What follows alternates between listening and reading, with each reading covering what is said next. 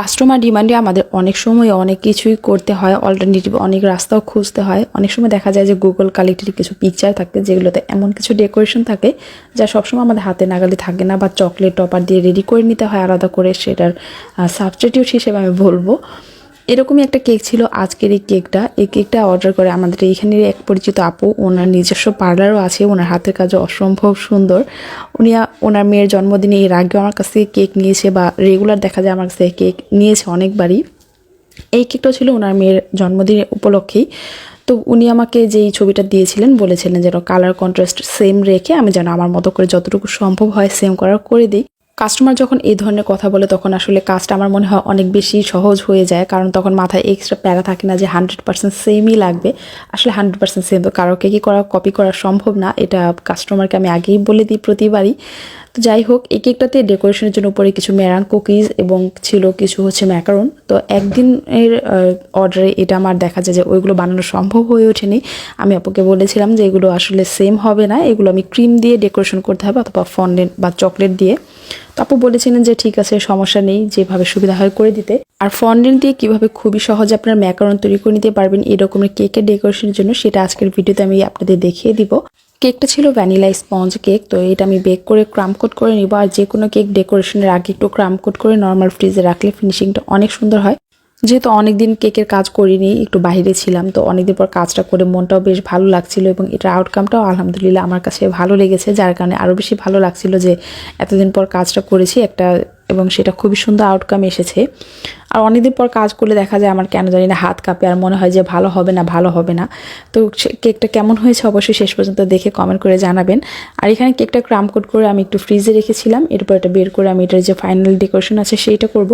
আর recently অনেকেই আমাকে inbox করেছেন ক্লাসের জন্য। আমি জানুয়ারি এবং ফেব্রুয়ারি মাসে কোনো নতুন ক্লাস নিব না, আমাদের যেই আগের ক্লাসগুলো আছে রেকর্ডেড সেইগুলো আপনারা চাইলে জয়েন হতে পারবেন। বেসিক বেকিংয়ের, ময়েস্ট কেক স্পেশাল এবং বাটার ক্রিমের যে কেক আছে সেটাও করতে পারবেন, পাউন্ড কেকের, কুকিজের এবং ফন্ডেন্টের ক্লাসটা রিসেন্টলি শেষ হয়েছে। তো সবগুলো কেকই অনলাইনে রেকর্ডেড আছে, আপনারা যদি কেউ রেকর্ডেড ক্লাসগুলো করতে চান তাহলে সেই ক্লাসগুলো জয়েন হতে পারেন। আর নতুন যে ক্লাসটা যদি আমি নেই সেটা হচ্ছে মার্চে নিব, এর আগে আমি ফ্রি নেই, তো এই কারণে আর এর আগে আমি কোনো ক্লাসে অ্যারেঞ্জ করব না। একদম নেক্সট ক্লাসটা আমি মার্চে নিব এবং সেটারও পোস্ট আমি ডিটেলস দিয়ে দিব এখানে আমার পেজেই। তো যদি কেউ এই ক্লাস করতে চান ইনবক্স করতে পারেন। আর ইনবক্স একটু রিপ্লাই করতে লেট হবে যেহেতু আমি একটু বিজি আছি, আমি এটা আগে অনেকবার বলেছি। তো যাই হোক, কেকটা আমি খুব সুন্দর করে ফিনিশিং দিয়ে নিলাম। এরপর এটার উপর আমি একটা হোয়াইট চকলেট গানাশ ইউজ করব। আর হোয়াইট চকলেট গানাশ অনেক সময় দেখা যায় অনেকেই বলে যে আপু ইউজ করার পর অনেক বেশি পাতলা হয়ে যায়, বা উপর টপার দিলে, যে কোনো গানাশের উপর টপার দিলে সেগুলো স্লিপ করে নিচে পড়ে যায়। এর কারণ হচ্ছে গানাশটা অনেক সময় সেট হতে দিই না। আমরা যদি গানাশটা কেকের উপর দেওয়ার পর সাথে সাথে এটার উপর টপারগুলো বসিয়ে দিই, সেক্ষেত্রে গানাশটা একটু পাতলা থাকে, নরম থাকে, বা অনেক সময় হালকা কিন্তু গরমও থাকে। তো সেই হিসেবে দেখা যায় টপারগুলো বসানোর পর সেই টপারগুলো কেকে হোল্ড করতে পারে না, স্লিপ করে উপর থেকে পড়ে যায়।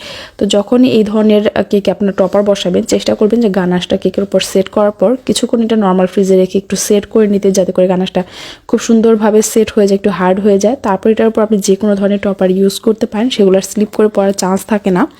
তো এইখানে আমি আমার কেকটা গানাশ কোটিং করে আমি এটা নর্মাল ফ্রিজে রেখে দিয়েছিলাম। আর এখানে আমি কিছু ফন্ডেন্টের টপার রেডি করে নিয়েছি।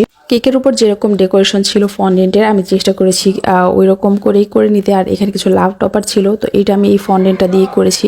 আর এই ফন্ডেন্টটা হচ্ছে হোমমেড, আমার নিজের মানে বানানো। আমাদের রিসেন্টলি কিন্তু এটার উপর একটা ক্লাসও নেওয়া হয়েছে।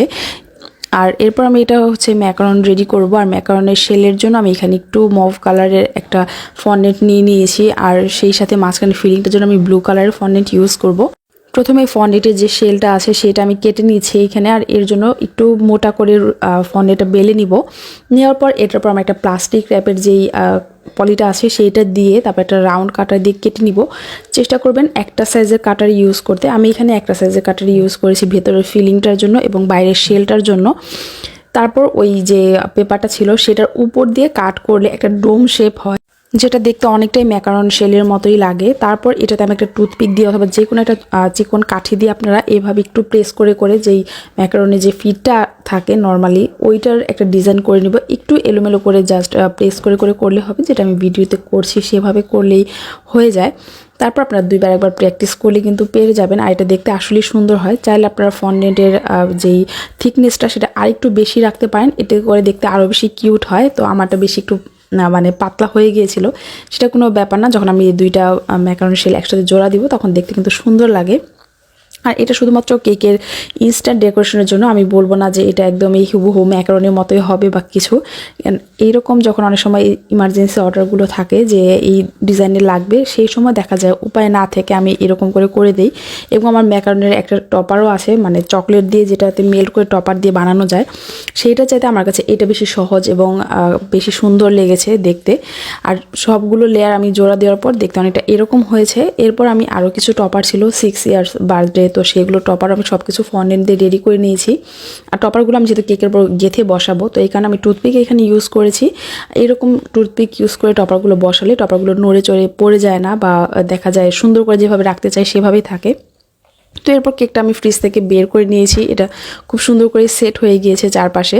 এরপর এখানে আমার কিছু যে মেরাং কুকিজের ডিজাইন ছিল সেগুলো আমার কাছে আসলে বানানো ছিল না, এবং এটা কেকের বাজেটের মধ্যেই ছিল। ডেকোরেশন আমি বলে দিয়েছিলাম ক্রিম দিয়ে করব, তো সেইভাবে একটা মুখ খোলা নজেল দিয়ে আমি এখানে কিছু হোয়াইট কালার ডেকোরেশন করেছি এবং 6B নজেল দিয়ে এই ব্লু কালারের ডেকোরেশনগুলো করেছি। আর এই যে আমি গেঁথে দিচ্ছি কুকিজের মতো যে জিনিসগুলো, এগুলো কিন্তু আমি ফন্ডেন্টের উপরে ক্রিম দিয়ে করে নিয়েছিলাম। আর এটা দেখে বোঝার উপায় ছিল না যে এটা আসলে এইভাবে করা হয়েছে। আমি আরও একটা ম্যাকারন তৈরি করে নিয়েছিলাম এবং সেটার ভিতরে আমি ফিলিং হিসেবে ফন্ডেন্ট না দিয়ে ক্রিম ইউজ করেছিলাম, সেটাও দেখতে ভালোই লাগছিল। এরপর এটার উপর আমি কিছু সুগার বল এবং আরও কিছু টপার ছিল সেগুলো বসিয়ে দিলে আমার ডেকোরেশনটা কমপ্লিট হয়ে যাবে। যেহেতু অনেকেই জানেন যে আমি অনেকদিন ধরে অর্ডার নিচ্ছি না রেগুলার, তো দেখা যায় যখন আমি বাসাতে আসি তখন 2-1টা অর্ডার থাকলে এরকম আমি অর্ডারগুলো নিই। আর রেগুলার অর্ডার এখনও আমি নিব না, ফেব্রুয়ারি লাস্টের দিকে আমার অর্ডারটা রেগুলার নেওয়া হবে। এর আগে আসলে সম্ভব না, কারণ আমি বাড়িতে নেই। তো ইনবক্স করে যারা অনেকেই দেখা যায় একটু ওয়েট করছে, বা অনেকে দেখা যায় আমাকে অনেক ধরনের কথাই বলে, তো তাদেরকে আমি বলবো তারা যদি পেজটা একটু চেক করেন, আপনারা একটু জানতে পারেন আমার লোকেশন কোথায়, বা আমি অর্ডার নিচ্ছি না বা নিচ্ছি কেন সেটাও জানতে পারবেন। তো ইনবক্সে এরকম বকাঝকা না করে আমি বলবো যে আপনারা যদি কাইন্ডলি পেজটাতে একটু চেক করেন তাহলে কিন্তু জানতে পারবেন। তো এই তো কেকটার কমপ্লিট লুক ছিল এইটা। কেমন লেগেছে অবশ্যই কমেন্ট করে জানাবেন। আজকে